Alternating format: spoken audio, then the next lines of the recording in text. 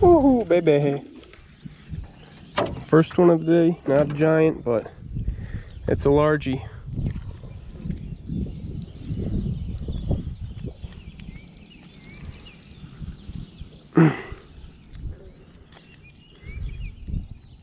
Man, he wasn't gonna come on hooked. There. Not bad. We can throw him on the scale. I think I got my scale working now. Well, we just got our second fish of the day.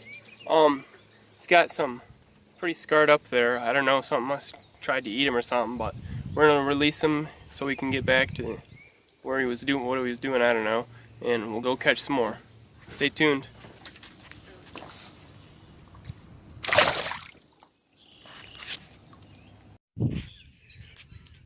Just got another one on a little swim bait. We're gonna weigh him and put him back. It's got a little bloody tail. Means it's spawning. Hopefully we'll catch some more.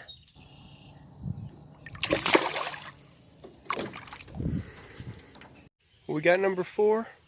I was watching this gar and I was trying to get my bait in front of him, and I was reeling my crankbait in, and this one went and bit it, so we'll release him and try to catch something else.